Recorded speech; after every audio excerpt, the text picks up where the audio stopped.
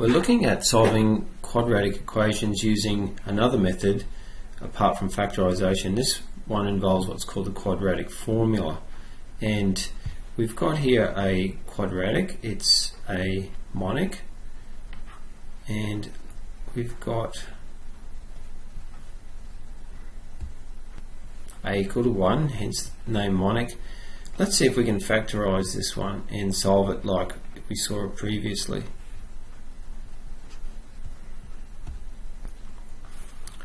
So from a previous work, we need to decompose the middle term, and we've got x squared decomposed middle term minus 1 equals 0.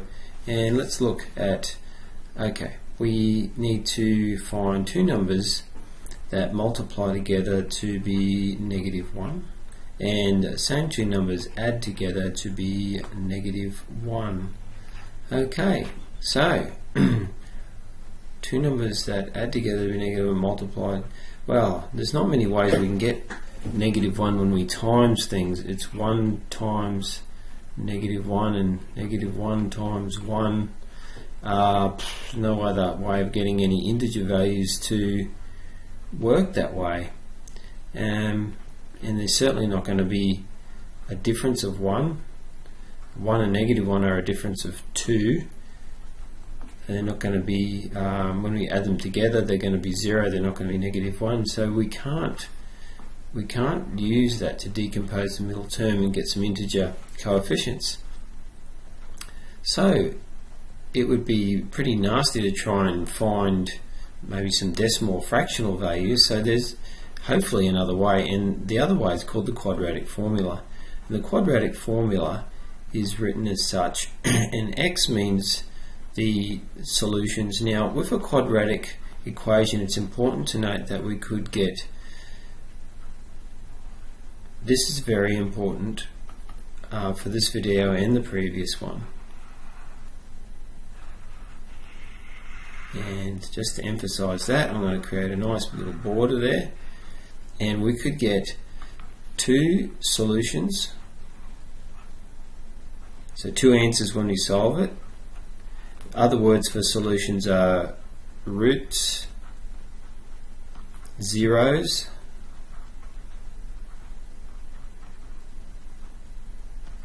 x-intercepts. Those four words essentially refer to the same thing in different contexts. Intercepts. Okay, so root, zeros, x-intercepts, we can get two solutions, 1 or 0. Okay, so it depends on it. It could be 2, 1 or 0, and we're going to look in a later video graphically why that is, as well as algebraically. But at the moment you need to know this, for any quadratic equation there could be two solutions, 1 or 0, and we're only talking about it with real numbers, because if you do a specialist maths, we know that sometimes things can have complex roots, but that won't be covered in this subject. We're only looking at real numbers. So when we say there are no roots, there are no roots in the real number system, and that's the only system we have to worry about in the subject we're doing now. So getting back to this quadratic formula, it's complex, but it's something you need to know. So here we go. We've got x equals, x means the roots. Some people even put 1, 2 there, meaning there could be 2. But x equals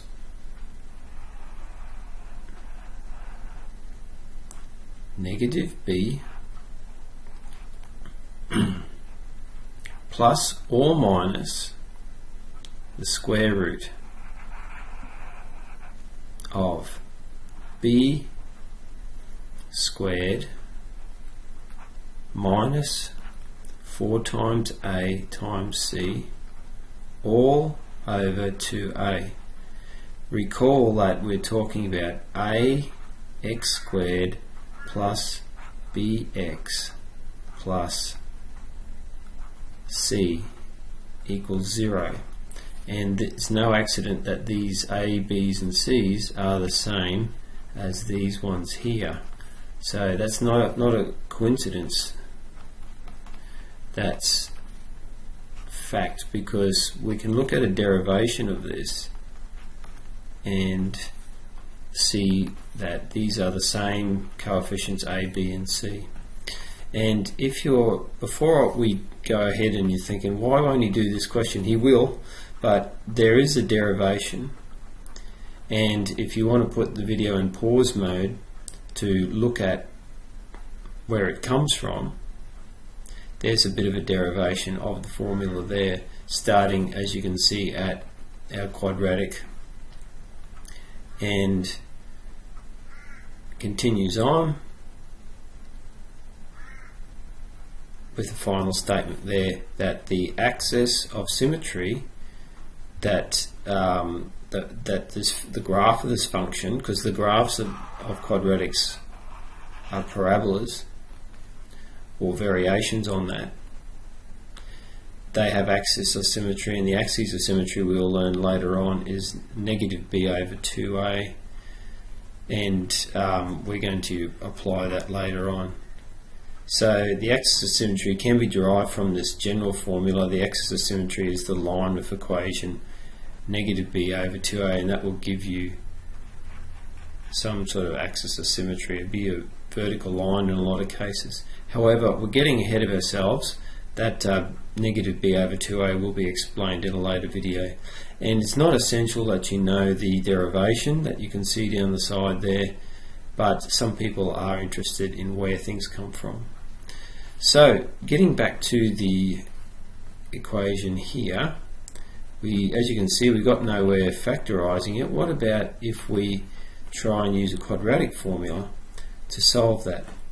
So we need to identify a. So a equals 1 in this case, b equals negative 1 because that's plus negative 1, and c equals negative 1 as well. Now the good thing about this too is that if you have non-integer values for a, b and c, this will still work, whereas factorization gets very dicey if we want to consider non-integer values for a, b and c. So this will still work when a, b and c are not integers. So we're looking at a pretty simple one here. Let's have a look at when we sub everything in. Okay, so here we go. We've got normally I would write the formula down here, but we can still see it further up there, so I'll leave that there. Write your formula down, and then we go negative of whatever b is. Now b is already negative 1, so it's the negative of negative 1, or negative 1 times negative 1, which is positive 1, plus or minus, because there could be two solutions, square root of b squared. So if in doubt, put it in brackets, minus 4 times a, which is 1, times c, which is negative 1. All of it is divided by 2a, which is 2 times 1, which is 2. And be careful of doing things in the correct order. So negative 1 squared is 1, 4 times 1 is 4, times negative 1 is negative 4, so 1 minus negative 4, all over 2a. So I'm doing things gradually and in the correct order of operations. Now in here, inside here, which is called b squared minus 4ac, the name of that is called something special. It's called the discriminant.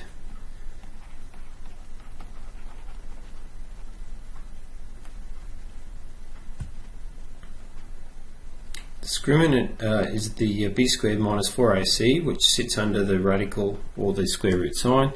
It has a symbol, a little triangle there, delta.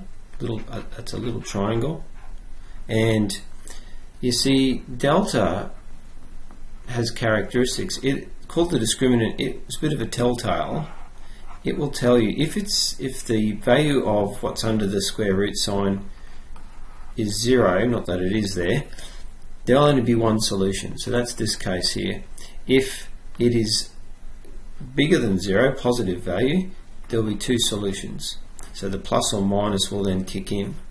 If it's less than 0, negative, there'll be no solutions, because what's going to happen then is you're going to be trying to take the square root of a negative number, and in the real number system, that's a no-go zone. It's not going to happen.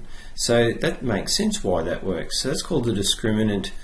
So let's get back to the question here. We've got working out what the discriminant is. We've got 1 minus negative 4, which is 1 plus 4, which is 5, square root of 5, and that's over 2a, which is 2 by 1, which is 2. And I've just noticed I probably shouldn't have an a there by that stage. I've already substituted in. So we've got an answer. We've got a solution. It's 1 plus or minus root 5 on 2. Now, you might not be satisfied that it's an answer, but that is a number. That's the exact value. So that's two numbers, because have a look, you've got a plus or minus, so you could extrapolate that if you want to. You don't have to do this. So that means x equals 1 plus square root of 5 over 2, or x equals 1 minus root 5 over 2, and that's the exact answer. It's only if you have practical problems where you need a numerical answer that you would enter these two solutions into your graphics calculator and get an approximate decimal answer. So there are your two solutions. In the near future, we'll see how this links to the x-intercepts. Now, you might have noticed before that one of the other words we can use for solutions is x-intercepts, and this particular quadratic here creates this parabola, and more about that in the future. But we can see that if you were to go ahead, and I challenge you to do this now, use a quadratic formula to get those two values that you see there on the diagram. The two values are written there.